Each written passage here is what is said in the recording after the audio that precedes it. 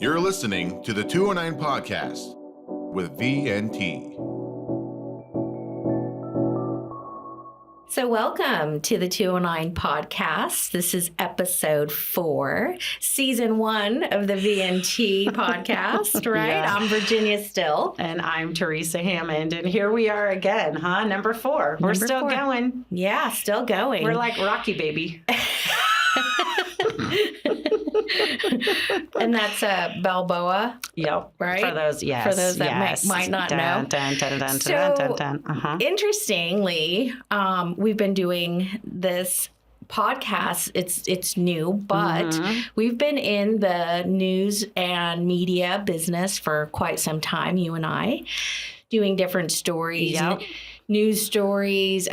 We've done a couple Studio 209s. Yeah, we did. Both of us. Did, yeah. We've also done special sections and just a plethora, I feel like, of things. Yeah, because before the magazine started, we did a lot of insert business, right? Which in the newspaper business, that's the little pull out, like reading type of things. So we've done that for a while. And then you and I were just talking on our way over here, and you shared that it is your 10th anniversary, if you don't mind me sharing that with, because you were 19 when you came on board, fresh out of high school as an intern. I remember it well. And so happy anniversary, V. Yes, 10 years. 10 years this month. It's crazy. This month, 10 years. And it's just so surprising to me that it's, you know, they say that whole thing when you do things you love, that it doesn't seem like work.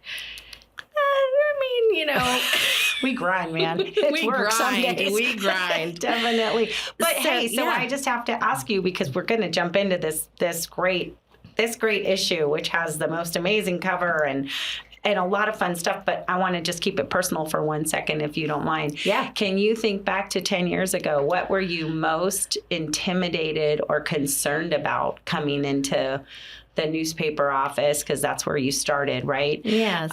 Do you remember? Did you have butterflies? I did. I was so excited. I was excited to be part of the news team. And I remember our first meeting when we were talking about everybody would pitch what they had going on, and they'd share ideas and whatnot. And I'm sitting there listening to, you know, the veterans in the room, and listening to them pitch their story ideas and everything, and talk about what's upcoming and this and that. And then they get to me. I was the last one, and they get to me. Did you bring donuts? I had to. That was one of the things, right? You had to bring donuts, and I did. And I remember sitting there, and then they came to me and said, okay, Marge Jackson, the editor in Oakdale, Escalon, Riverbank, said, what do you got, Virginia?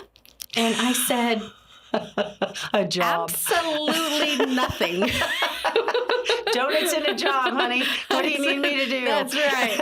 But yes, exactly. But I have a lot of go get in me. There you go. And 10 years later, you still got it. Yeah. Awesome. With a lot more different things under my belt now, you know, as a photographer and writer. So because I was well, you don't know this because we don't see each other as much as we used to with all this crazy work schedule. But I was at your desk the other day using your phone because I needed privacy. And I happened to notice that you even had some cover photos on Progress, another one of our products, and I happened to spy cakes on a tractor on the cover of a Progress magazine. Yeah, it was the Ag edition for Progress. Photographed by Virginia Still. That's right. He made the cover. Listen, this is in a frame in my house. I was going to say, I hope you framed that thing. Yeah, exactly. So cool. So cool.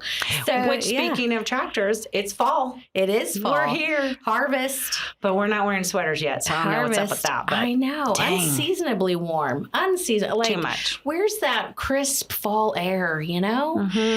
But if you look at the 209 magazine, it will remind you right off the bat what month we're in, doesn't it? I love this cover. I love this cover. Her eyes look like Katy Perry. If we had the budget, I would say we got Katy Perry on the cover, but we didn't. Didn't. But it looks like her. Though. Yeah, no, that's true. And I love the 209 magazine cover with the O on the 0 for the 209 is a moon, a full moon, bats. And the bats. It's really creative. Just fun cover. I really like it too. I love it too. I've been hearing a lot of good things too from others about it. Yeah, it's eye-catching for sure, and it definitely is a good preview for what's inside, because we've got all sorts of ghosts and ghouls and witches and goblins inside of this issue for people who knew we had so much. We're going to talk about that. Yes, much to do. Yes, but today there's a few things we're going to highlight for our listeners, right? And one is, we did mention it's October, which is also Breast Cancer Awareness Month.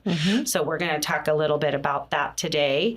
And then you were going to talk about the medicine woman who we went to visit, which is actually kind of funny because that's kind of potions and stuff too, huh? That actually, we didn't do that on purpose, but that works out really well with this issue. That's just how good we are. It's just professionals. Yes. So good. And then we're going to talk a little bit about honoring the dearly departed. This whole Day of the Dead is a whole thing. Dia de los Muertos. Thank you. Oh, yes. I'm not got to talk about it. I'm not butchering words this episode. I'm going to let you help me out. And then you were going to talk about, what was the witches. The witches you were going to talk about as well, which is another story in this issue by Sabra. Sabra did, Witch Walk in Lodi, and then the carousel at Del Oso. Yes. Very interesting. We'll talk about that in this episode as well. So we've got a lot to cover, and just kind of starting off with the first story. Let me ask you before you get into that really quick. With October, do you get into Halloween? Are you do you do any Halloween traditions? You know what? I have I have a psychological scar. Oh. I do. What happened? Well, because... Can you share? Well, I will, but it's going to make me very vulnerable. But I believe in our listeners, so I'm going to expose this vulnerability. Okay. I think Halloween is fun. My kids love it, so I love it for my kids. For myself, however, when I was in junior high, I was very tall and lanky. Maybe awkward. I don't know. Maybe. But I dressed up as a Christmas gift one year for Halloween because that was easy. I just got a big box and I wrapped it and I put my skinny little body in it, and then I put a bow on top of my head with some picky tails and some ribbon. Okay. Sounds cute. I think it sounds great. great. Super cute. And then I walked by a mean boy. I hate the mean boys. And I walked by a mean boy who was a year older than me. I still remember his name, Ted Erkin. Ted Erkin, I didn't forget ya. 8th grade bully. Oh, yeah. Dang. And as I walked by him, he said, well, that's not a present I'd ever want to get. Wow, what a meanie. Right? Okay. Yeah. And from then forward, I'm like, I don't want to put myself in that position ever again, because no. So I'm learning to revisit that fun. I went to an Oktoberfest party for my, and I wore the whole dress and everything, and I had the little picky tails, and I was a hit. See, I was a hit at the party.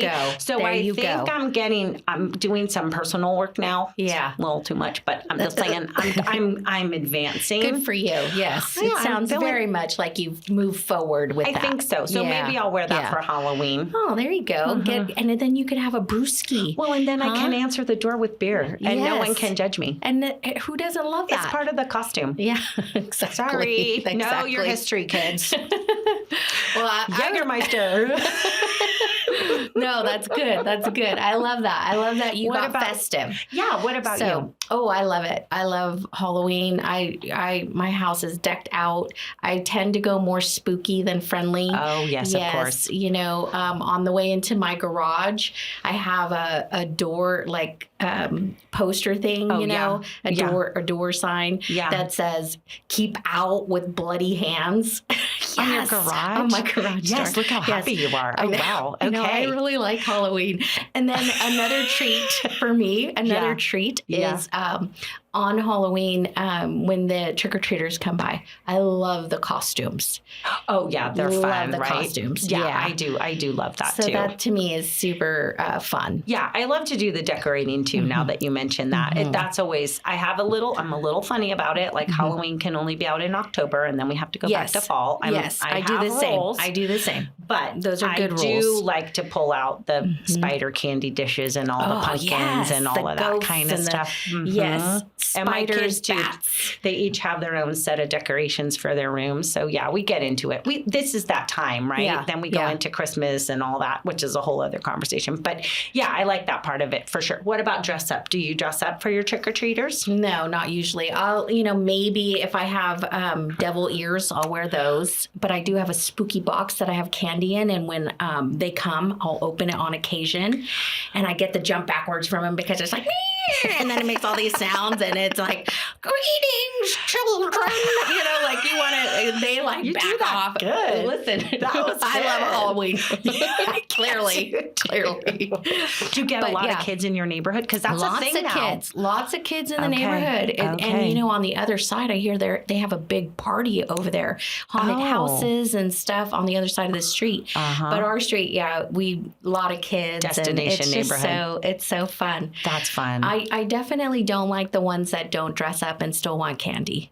I'm not going to say I don't like them. I'm just going to say that There's no effort. the effort. No effort, no reward. Mm-hmm. Sorry. No Yeah. effort, no reward. Those ones,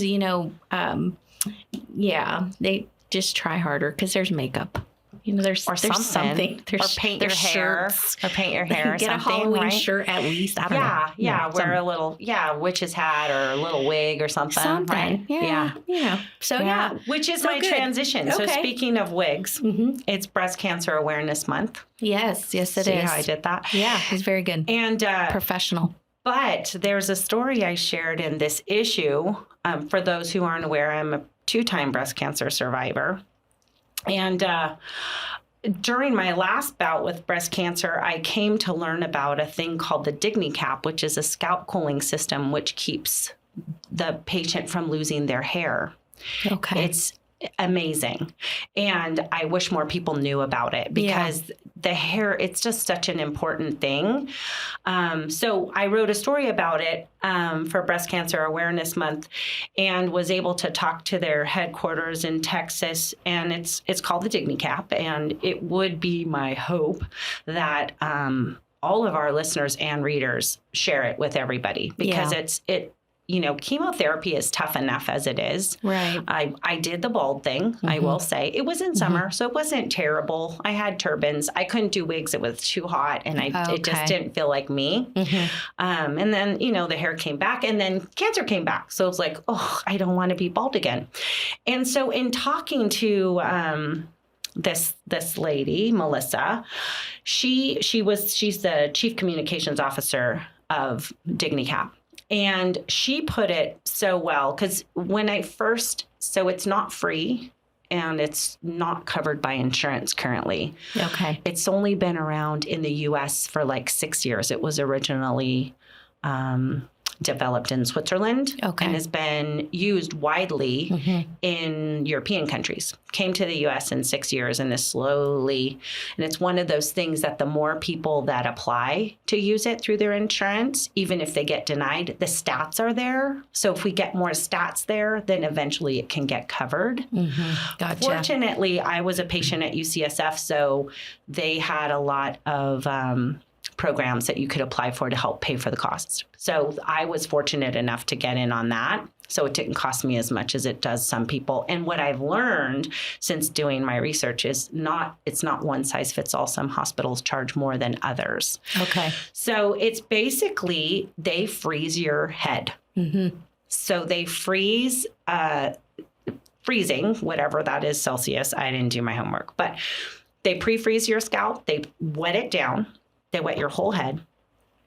They put this cap thing, I can't even explain it, but it's full of coolant. It's full of cells with coolant in it. And they hook you up to this machine that makes the coolant go to the freezing temperature. And then they put a thermal cap over that. And so you pre-freeze. So they freeze you for 30 minutes before you have treatment. Then they freeze you during treatment. And then depending on what your chemo is, they freeze you for so many hours after treatment. So the whole thing is it freezes the follicles so that the poison can't get into the follicles and then you don't lose your hair. Wow. Okay. So very cool. Fun fact. Yeah. I lost my eyebrows. I lost my eyelashes. I lost the hair on my arms, my legs, all of it, but not on my head. Wow. Which I wasn't prepared for until I looked one day and I'm like, I don't have any eyebrows anymore. What the heck happened? The one great thing about this is it's not just for breast cancer, which is a myth. It's for hard tumor cancers. So anyone that has a hard tumor cancer could be the type of chemo that's used for them is the type of chemo that would cause your hair to fall out. But I struggled with it in the beginning because it seemed like such a vain thing, right? To want, like, really, you're just trying to stay alive. Do you really have to keep your hair? And the thing I learned the first time I went through treatment as a breast cancer patient was that I never felt, we just talked about this on the way over here. Sometimes it's hard for people to realize that I just finished treatment in the spring because I still look like myself. I never got skinny. I continued doing a lot of the things that I normally did. My body stayed pretty strong. I was really fortunate. But the first time through, once my hair fell out, then everyone knew something was wrong, right? And that's a little bit of privacy that you lose when you're going through something that's that tough. And, and it's pretty tough. And so what I loved about talking to Melissa is she really summed up what I went through. So I just wanted to share a quote. And she said, "We recognize that cancer is one of the hardest things that most people will ever have to deal with in their life. Scalp cooling offers you a way to hopefully make that a little more tolerable. Maybe that means you get to maintain your privacy, whether you can wake up in the morning, still have your hair and look like yourself, keep your self-esteem, whether you can have some measure of control because you're doing something to fight back. All of these things are really, really important." And I couldn't agree more. Like, that is really, it really wasn't so much about the vanity. Right. Even though, yes, when my long blonde hair went out, that was heartbreaking, but it was really more about still looking okay, even though I wasn't okay. Like, I had to deal with that anyway. So this is a story I really, really hope that people take the time to read and share, because I really feel like even if you in your life aren't dealing with breast cancer or a hard tumor cancer, and you know somebody that is, this could benefit them. Yeah. And really make their experience night and day.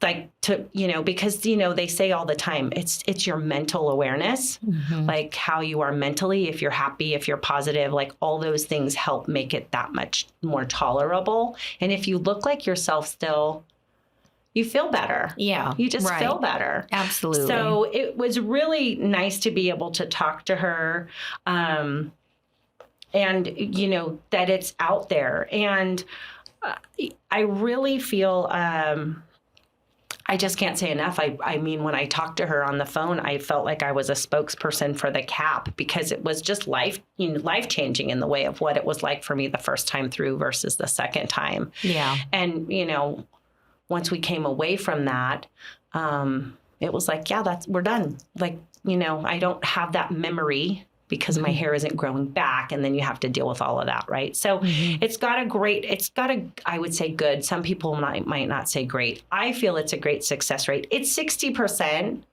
Some people will get some thinning. It all depends on the person's hair.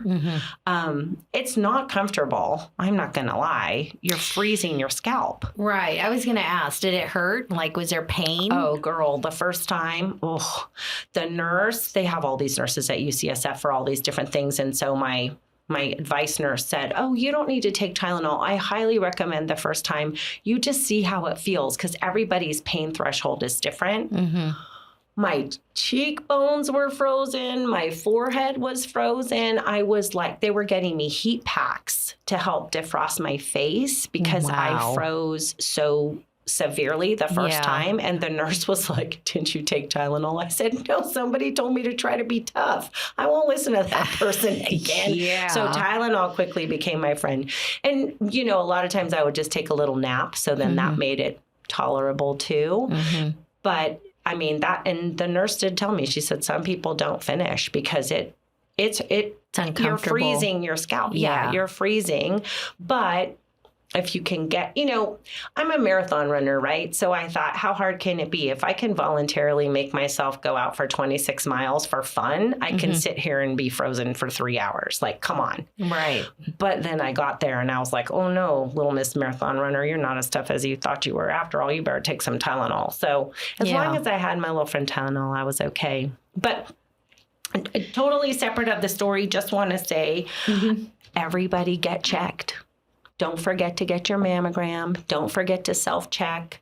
Don't forget, you have to do it. It is so important. We were talking about this too earlier. Both of my times, it was not found through a mammogram. It was found through my own self. So it's so critical to women and for their families to encourage them to get their test, to get their mammogram. You know, I was in a doctor's office the other day and ladies there were getting mammograms and they were all complaining. And I thought to myself, honey, trust me, you don't want the alternative because it's a lot worse than a mammogram. So if all I had to complain about was a mammogram, I'd be happy. Yeah, so definitely. It's just really... just important. It's so important. It really is. Yeah. And self-checking. Yeah. Because, you know, the one thing that I have to say about that, I think I talked about it in my column in this issue, is the mammogram's only once a year. Right. Cancer doesn't wait until right before you go to the mammogram. Yeah. Like you can get your mammogram in October or November. Cancer might show up in March. If you're not self-checking, you'll miss it. Right. And early detection is key. Yes. So it's really, really important. So all the ladies out there and men, because men have breast cancer too. Just check yourself. Yeah. You got to wash anyways. Know your body. Check yourself. It's knowing the body. Right. That's it. That's totally it. So for sure. So, and you know, and don't be afraid to try things, right? That might help you be well and be better, right? Yes. That's the whole thing, which, and speaking of that, so I want to come into another story as we have all these great stories in this issue of the October-November 209 magazine. I mean, go get your copy, right? Like, go get your copy. Check this out. It's a good one. So the medicine woman, oh my gosh. I loved her. I got to go with you. You told me about her. Medicine and Mindfulness by Teresa Hammond. Now, I got to go on this great interview with the medicine woman who is Angela Burge. She's local 209. Really cool lady. Really nice. Lovely. Very lovely. Just a good spirit, good soul. Like you could just feel her positive energy and her good vibes, right? Like I feel like we could have sat there and talked to her for a couple hours. Oh, she was so welcoming in her home. Very welcome. We got tea. She made us / a potion. I don't know. I felt good after and the tea with the herbs, the fresh herbs. I went night. Okay. But yeah, she was and the lovely. Tinctures. Okay, Tinctures, yeah. So it was interesting to see her kitchen and where she creates some of these, the garden that is right there on her premises. And that's where she got a lot of her stuff from. She's a very long list in your story. You list like some of her background and how she got into some of these things. Yep. And I like that she said that she's always been interested in alternative medicine, but she doesn't deny or doubt modern medicine. Yeah, which circles back exactly to what I was saying. Like when I got sick, that was my thing. I was like, I'm doing all the things.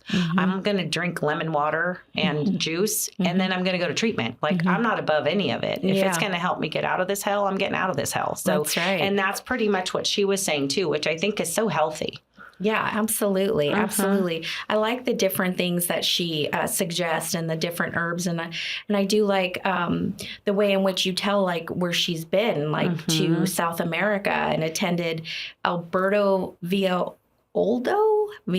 Oh, great. Now you're she, giving me. Well, so here's the thing. Yeah. She just rattled that name off, so I can't even help you on that. She said it like spaghetti. Like it was just just like an everyday rolled word. Off the tongue. Yes. Right? So she's done courses and different things. And I really like how she does utilize the herbs and teas and the tinctures, which I learned about. And we got to try a little bit of different ones. Do you remember what the base of the tincture was? I think it had youthful potion. No, I think it had vodka. It did. I think it had some vodka. Some might call that a youthful potion. Or a sleep aid. You choose. Yes, a sleep aid, or your healthy lifestyle living. I don't know, because mine was nice. Mine was nice. Mine did not make me fall asleep. Oh, mine put me night. It was she was very interesting. generous. Yeah. Yeah, she was very kind to let us try that out. But here's a quote that I really like that you used on her, and that she said was, lately my philosophy has been figure out what you love and do more of that. And whatever it is, I don't care if you have to do it at 6 a.m. or on your lunch break, just do it. It may not be your job, but there's ways to do more of what you love. When you feed your soul, you feel differently. You really do. Agreed. I love that. Yeah. Right? Let's do more of what we love. Well, and you know what I loved about her too is she wasn't pushy about her experience or her way of being, right? She was just very honest about how it worked for her. And if you remember, she said just by making these modifications to her diet in the way of all the herbs and all of that, she lost 40 pounds over like 2 years without even trying. Right. That's just crazy. I mean, just by simply making some adjustments here and there, right? Yeah. So simple. So simple. Cool. So cool. Agreed. Totally agreed. And, you know, it's funny because you mentioned the tinctures, right? Yeah. Like the potion. So that makes me think it is funny. I didn't think at the time that I wrote it. It does tie in really good to this issue because we've got the witches and all the other stuff. Not that she's a witch, but I am. And, you know, her thing is about living long as you can, right? Yes. But then there's this whole like Day of the Dead business. Yeah. So this story you wrote about honoring the deadly departed by Virginia. Dearly? Yeah, sorry. It's honoring the dearly departed. Dearly departed. That kind of threw me. So I'm glad we talked about that because I'm like, the deadly departed. This is really morbid. Well, hopefully we're honoring the dearly ones, not just the deadly dearly departed. That's spooky. But I think it's fascinating to me.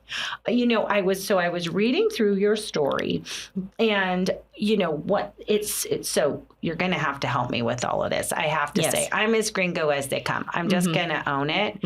My girlfriend is a Spanish teacher, and she loves this holiday. Like, she's all about it. Yeah. This is all like foreign to me.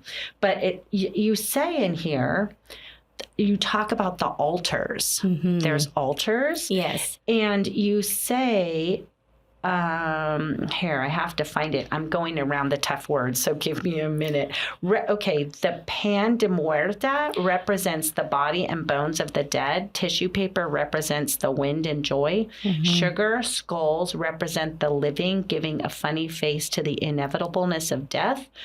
Water that allows the death to cool off after their trip to the underworld and symbolizes purity that helps their sins be forgiven. Yes. Did you know all of this before you did this story? I did not. No. So it was so interesting to me how there was so many symbols and these altars and how specific and detailed they really are. And it's pan de muerto. Okay. Do you roll your R's? You can't roll your R's. No? No. Oh, yeah. You're green guy. I roll my boat, but I don't roll my R's. So, yes, it's a huge, Dia de los Muertos is such a huge celebration all over. Like, they do celebrations all over the world. And the particular ones I've been to, they were in Riverbank. And I so saw this one is the third one they're having in Riverbank, but they do have them, and we do have them in our, upcoming community events. There's other ones like Stockton has one, Modesto has one. There's different celebrations. I couldn't believe this was right in Riverbank when I read that in the story. And then you talk to a lady, Nancy Garcia. And she says, she talked about it, which I think is really cool. I feel it is really important to celebrate this event because it gives families an opportunity to celebrate and commemorate a lost loved one in a different way. Yes. So it's a one-size-fits-all thing.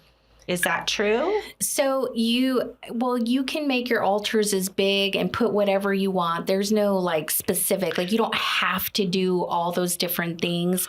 You can also, anybody could have an altar. So how many altars are there? Have you been to this before? So this one, when they had it the first couple years, they've had like between 20 to 25 altars. Okay. And so people can register. There's also, to have an altar to honor their loved ones. And it could be like pictures of them, and it could be personal items of theirs, foods they loved when they were with us, and things like that, And it just, I feel like it's not a scary or spooky kind of event. It's more of a deeply warm and just a lovely, lovely event, talking and bringing up all these memories of people that have passed. Yeah, and great pictures, by the way, really illustrates that. I really appreciated the pictures. And she says that. She says, it is about remembering people. They go on to another life, and as long as we continue to remember them, they will never die. That is the biggest piece. Right. I think that's really sweet. Yeah. I had no idea any of this until you did this story. Well, you remember Coco, the animated? Yes. Okay, so she said that really, she feels like that. Nancy had said that kind of brought it to a more current day, like everybody kind of could understand it. And so then, that really triggered for people to start celebrating more and more in the area, just like in our 209 community. There's a lot of different celebrations. And I think that it is important to remember. There's been a lot of loss. Yeah, Some of us have experienced a lot of loss. And so to get to have a moment like that day to remember those that we really love, the dearly departed, Dia de los Muertos. Not the deadly. Not the deadly I always departed. do that, don't I? Every episode I have one flub up on a word.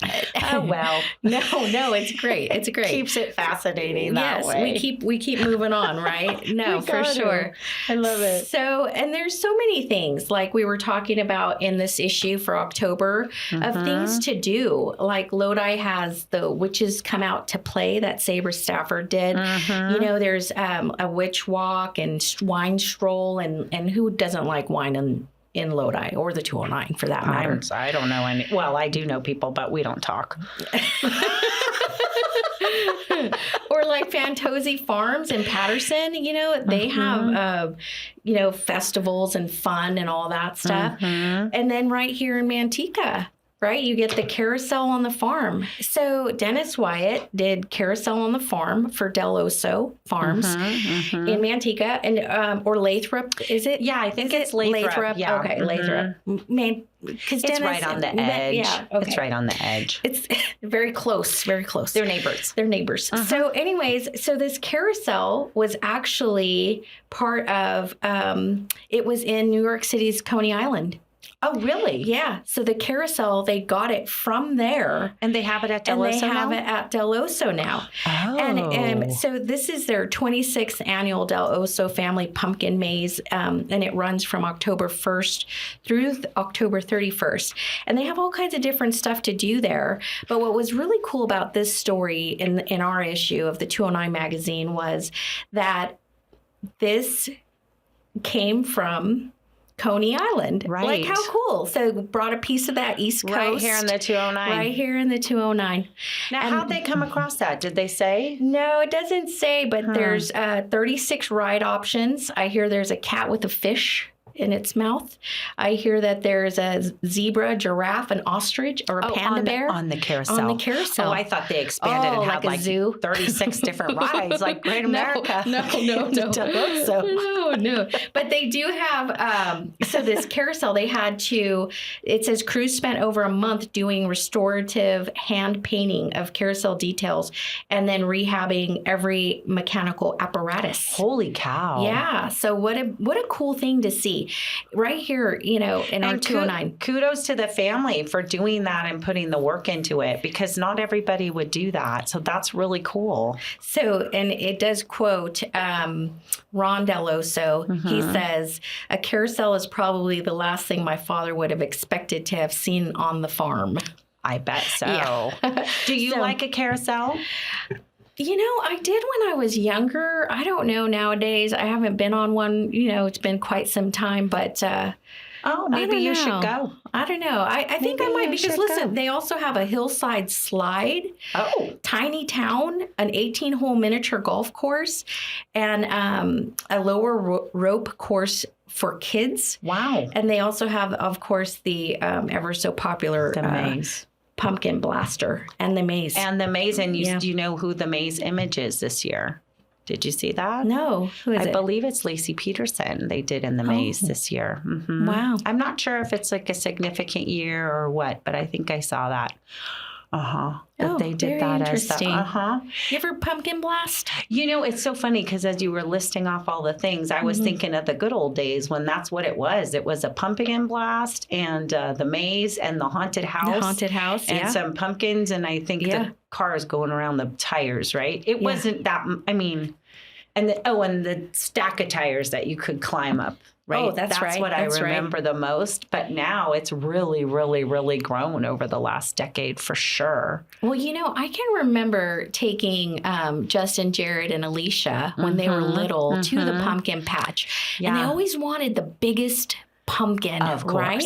Yes. So years later, as they're teenagers, we take them again and let's go check it out. And of course, the boys want to do the haunted house and the maze and whatnot. And so we're looking at, okay, well, let's grab some pumpkins, because I do like carving at least one pumpkin and doing homemade pumpkin seeds, Oh, yeah. And so all of them had these tiny little pumpkins. And I'm like, what is going? They're teenagers now, though, right? Right. They're cool. And they were like, can we just draw on them?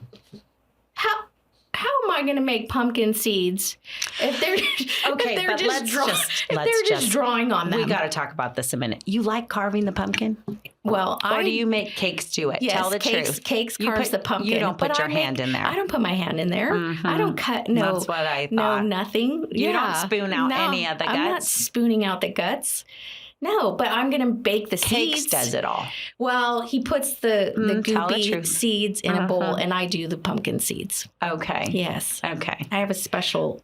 Do you still carve the pumpkins now?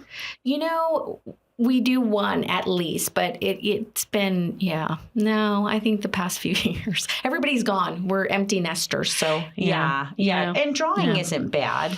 Yeah. It's not. But you can't get the seeds out of a drawing. I'm just saying. No, but you know what? Without cakes, you weren't going to get those seeds anyways. That's true. That's true. I love it. So, but you were saying some of the fun stuff that's in the magazine and talking about art. Yeah. Sabra also did a story on this Van Gogh exhibit that's happening, I believe, up in Sacramento. Yes. And this thing has been getting a lot of press. It really is fascinating to me how they're doing it. It looks like they're doing it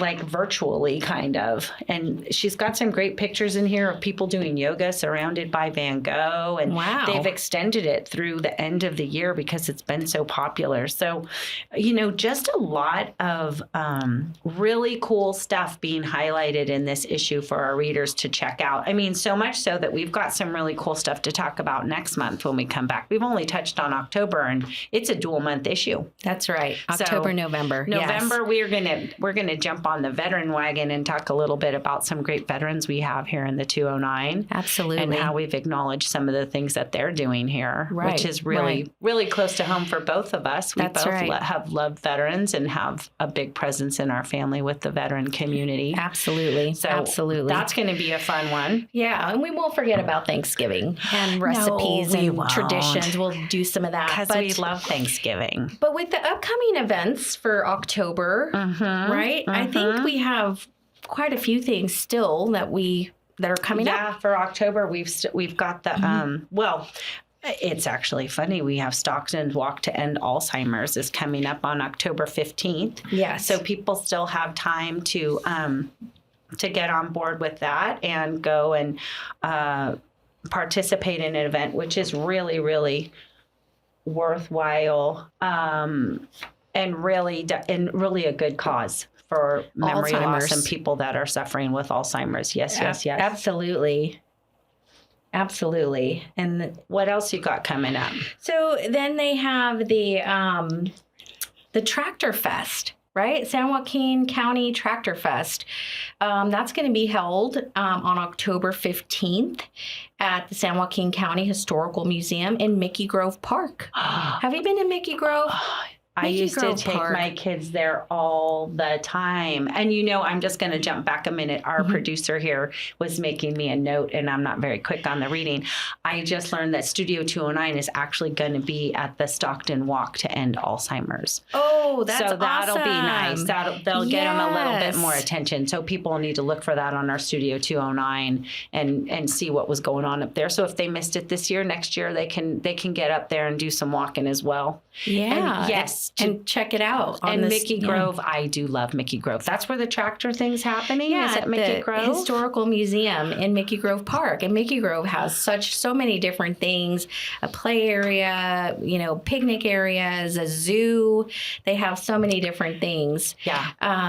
And so they're doing this Tractor Fest, and it's a tractor parade. There's activities for the kids, local food truck, museum buildings will be opened, and it just looks like a good time and, reasonable. If you look at the admission, $7 for adults. Yeah. So cool. So That's a perfect 209 event, isn't it? Especially this time of the year. We were talking about the almond shaking. I mean, the trees are harvest. shaking. It's That's harvest. right. It's We're right in harvest. the middle of it. Yeah, you see those puffs of smoke or not smoke, dust everywhere. Yeah. So I thankful know. that I have the car wash membership. I'm there all the time right now with all the Hey, shaking. We're feeding America. Well, this and is beyond. the truth. This is Yes. the truth. Yes. And so speaking of America, the record swap is going to be happening on October 22nd, which is Graffiti USA Classic Car Museum is going to be hosting this. And it's a swap for all vinyl enthusiasts, which I think is so fascinating. I was just talking to my kids about this the other day, the cycle, right? Yeah. Of how we had 8-track, and then we had cassette, and then we had vinyl, and then we had CD, and then we had MP3, and blah, blah, blah. And then this iPods and now resurgence. streams. And now Yeah. a resurgence of vinyl, right? This Oh, interest yeah. in vinyl. I love and so vinyl. the record swap will be from 10 in the morning till 3 on the 22nd at the 9th Street in Modesto. And oh my goodness, 610 KFRC will be broadcasting live. Do you know KFRC? I don't. Oh my goodness, it's an AM station I grew up with. And the DJ used to be Dr. Donald D. Rose.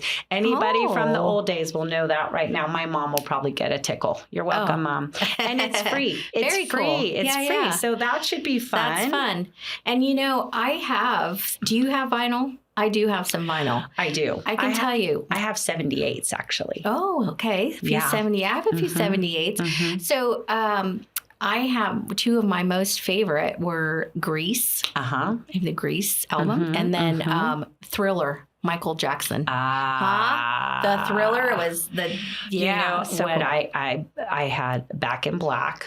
Oh, AC/DC. That was one of my favorites. I think I played that thing until it was, and I loved my 45s. We were just talking about this 45s. the other night because Yeah. we were at listening to music, And I said, oh my gosh, remember when you would get out your little record player? And people were looking at me like you would get out a little. I'm like, oh yeah, I had a little record player, put my little 45s on it and just sing to myself in my bedroom. I loved my records. Yeah, that's records so fun. Are good stuff. And they got the swap going, huh? The swap record is swap. going. Okay. And then the Scarecrow Stroll, October 29th. Yep. Create your own unique family-friendly scarecrow over here at Lodi Lake on October 29th. Not too far from Mickey Grove, actually. Yeah. Very Lodi. cool. Come in costume, take photos. Looks like just a fun October-y holiday fun thing to do. Something different. I love that our magazine highlights things that I wasn't aware of these things before. Were you? No. I love it. Lots of new and really cool stuff, and some things that have been annual, right? Going on and on for days. And what's great about that is, as we just shared, not only do we have it in the magazine, but sometimes we also have it on Studio 209, which is another great venue for people to see what's going on in the Valley. Right. Because if you've never been and you kind of want to get a good idea, watch Studio 209 and check it out, right? Get a good idea. Absolutely. So, yeah, there's going to be plenty for people to read in the magazine. Yes. And I jumped ahead, but we will have another episode and talk about November. I'm just excited about it because we already talked about how much we love Thanksgiving. And then we gave all this kudos to the veterans. I just can't wait to share it with everybody. Hopefully they'll check out an issue and they'll just know what we're talking about before we even get there. Right. Grab your copy. Absolutely. Plenty of places to go get it. Right? Yes. Or subscribe. $18 a year. You can't beat that. They can call any of our newspaper offices and they can set them up. And I think they can even do it online on 209magazine.com. I believe you can link there and get, $18 a year. Have you tried to subscribe to a magazine lately? No, but I have purchased a magazine at the grocery store and it was like $22 and a lot of them don't have subscriptions anymore, which I really don't like because I don't like to look at everything on my iPad and my computer. Me neither. I like to take this outside with a cup of coffee and flip through it. Yep. Yes, that's it. Unlike you, I'm more on the ladder of the day. I'm grabbing my, Oh, I thought you were going to say you were climbing somewhere. On the roof. No. Putting up a witch. No climbing. No climbing. Well, if I have my Crocs, maybe I'll climb, but normally it's the heels and the wedges. So no climbing for me. Or running. Like, I get that you're a marathon runner, good for you, but the only way I'm running is if Jason or Michael Myers is chasing me. And then you that's always say that. But you run good in your Crocs. I've seen you. I've seen you run in your Crocs. When I have to go.